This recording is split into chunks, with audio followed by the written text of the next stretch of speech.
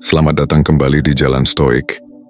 Berapa kali dalam hidup Anda menolak nasihat yang sebenarnya bisa menyelamatkan Anda dari kegagalan?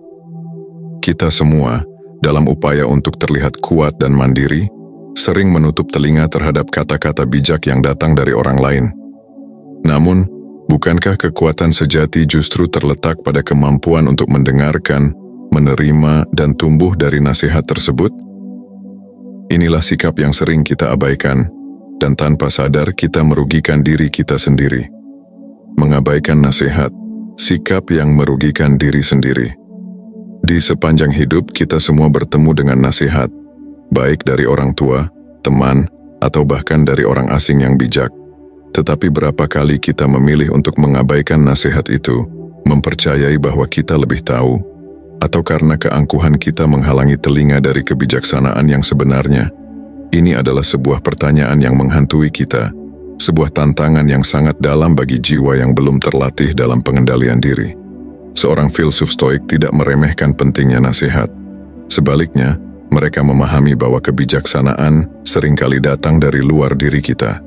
Epictetus berkata, "Kita punya 2 telinga dan 1 mulut, jadi seharusnya kita mendengar 2 kali lebih banyak daripada berbicara." Mengabaikan nasihat adalah seperti menutup pintu terhadap kebenaran yang mungkin bisa menyelamatkan kita dari kerugian yang kita tidak pernah bayangkan. Kita sering berpikir bahwa kita berdiri di atas segala hal, bahwa kita tidak perlu mendengarkan orang lain karena kita memahami diri kita lebih baik daripada siapapun. Tetapi ini adalah ilusi. Sebuah khayalan yang diciptakan oleh ego kita yang rentan terhadap godaan untuk merasa benar tanpa dasar. Ketika nasihat ditolak, bayangkan seseorang yang berjalan menuju jurang. Ada yang berteriak dari kejauhan, "Berhentilah, ada bahaya di depan." Namun orang itu tetap berjalan, tidak peduli pada peringatan. Mereka merasa bahwa bahaya itu tidak nyata, atau bahwa mereka cukup kuat untuk menghadapinya. Hasilnya, jatuh, luka, dan mungkin kehancuran. Ini adalah kenyataan yang dialami oleh jiwa yang keras kepala, yang enggan menerima masukan dari luar. Ketika nasihat bijak diabaikan, kita tidak hanya menutup mata terhadap risiko, tetapi juga terhadap kesempatan untuk belajar, tumbuh, dan memperbaiki diri. Seneca pernah mengingatkan kita, orang yang bijaksana selalu mencari nasihat, karena ia tahu bahwa satu pandangan tidak pernah cukup untuk melihat segala sisi kebenaran. Nasihat bukanlah tanda kelemahan, bukan pula bentuk pengekangan. Nasihat adalah jembatan menuju pemahaman yang lebih dalam. Ketika kita menolaknya, kita memperbudak diri kita pada emosi yang merusak, amarah, keangkuhan, dan kerapuhan ego kita.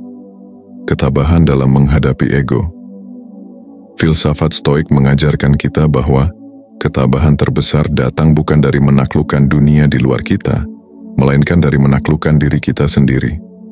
Emosi yang merusak, seperti keangkuhan yang mendorong kita untuk mengabaikan nasihat, adalah musuh batin yang harus kita taklukkan. Marcus Aurelius, dalam meditasinya yang mendalam, menulis, "Bukan apa yang dikatakan orang lain yang melukai kita, tetapi bagaimana kita bereaksi terhadapnya."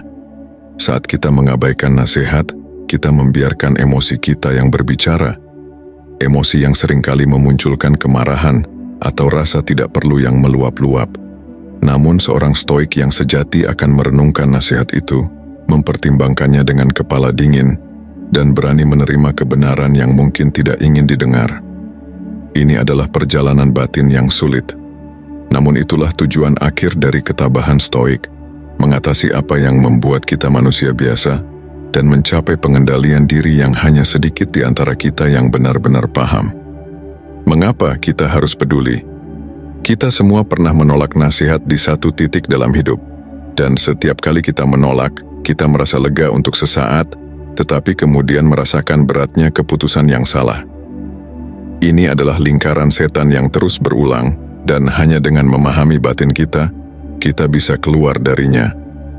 Jiwa kita, pada akhirnya, adalah cermin dari tindakan kita. Setiap kali kita mengabaikan nasihat, cermin itu sedikit retak, dan semakin sulit bagi kita untuk melihat diri kita yang sebenarnya.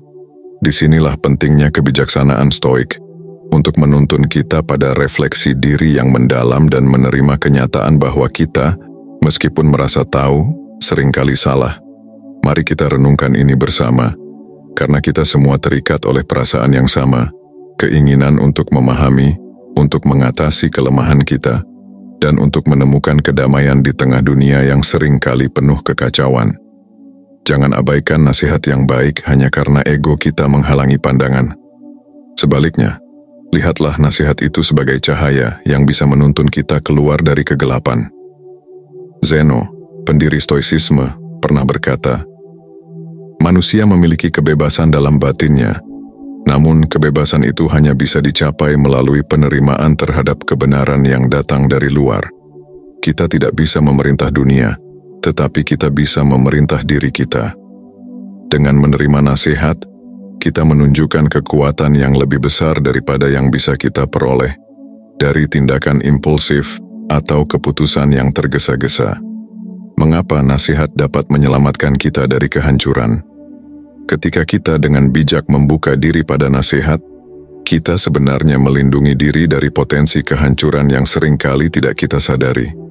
Nasihat, seperti peta di tangan seorang pelaut, membimbing kita melalui lautan kehidupan yang penuh badai dan gelombang. Dan gelombang itu tak lain adalah emosi kita sendiri, amarah, keangkuhan, dan ketidakstabilan ego. Mendengar nasihat tidak berarti kita tunduk pada orang lain. Sebaliknya, ini berarti kita mengakui bahwa hidup bukan hanya tentang apa yang kita ketahui, tetapi juga tentang bagaimana kita berhubungan dengan kebijaksanaan yang lebih besar dari diri kita. Zeno mengajarkan bahwa hidup sesuai dengan alam berarti hidup sesuai dengan kebijaksanaan dan keteraturan dunia ini. Nasihat dalam banyak hal adalah perwujudan dari kebijaksanaan alam itu sendiri, mengalir dari mulut orang yang lebih berpengalaman atau lebih memahami suatu masalah. Kebanyakan dari kita, ketika menolak nasihat, melakukannya karena takut terlihat lemah atau bergantung. Namun, ironisnya, penolakan inilah yang seringkali mengungkap kelemahan kita yang sebenarnya. Marcus Aurelius, dalam renungannya, berkata, "Kebodohan terbesar adalah mengetahui bahwa kita tidak tahu, namun tetap menolak belajar dari orang lain. Itulah kelemahan yang tersembunyi di balik setiap keputusan impulsif dan keinginan untuk melawan nasihat yang diberikan dengan niat baik." Mengatasi perlawanan batin. Mengapa begitu sulit bagi kita untuk menerima nasihat? Dalam banyak kasus, ini adalah hasil dari konflik batin yang berkecamuk, konflik antara ego yang ingin selalu menang dan jiwa yang mencari kedamaian. Perlawanan batin ini begitu kuat sehingga kadang-kadang kita rela menanggung kerugian yang besar hanya untuk tetap mempertahankan ilusi bahwa kita tahu yang terbaik. Filsuf Stoik menekankan pentingnya mengenali dan mengendalikan emosi kita. Epictetus mengingatkan kita bahwa it's not what happens to you, but how you react to it that matters. Perlawanan terhadap nasihat adalah salah satu bentuk reaksi yang seringkali datang dari ketidakmampuan kita untuk mengendalikan dorongan batin. Ketika kita menolak nasihat, kita seringkali tidak menolak kebijaksanaan itu sendiri, tetapi menolak kenyataan bahwa kita harus berubah. Perubahan itu menakutkan, tetapi justru disitulah kita menemukan pertumbuhan sejati. Nasihat sebagai cermin untuk jiwa. Setiap nasihat, ketika kita dengarkan dengan hati yang terbuka, sebenarnya adalah cermin yang memantulkan diri kita, baik kelemahan maupun potensi kekuatan kita. Ketika seseorang memberi nasihat, mereka seringkali melihat dari perspektif yang berbeda, lebih jauh dari apa yang bisa kita lihat. Ini bukan karena mereka lebih baik atau lebih bijaksana secara alami, tetapi karena mereka berada di luar lingkaran kebingungan yang seringkali menyelimuti pikiran kita. Seneca berkata, "Tidak ada yang bisa kita kendalikan kecuali pikiran kita sendiri."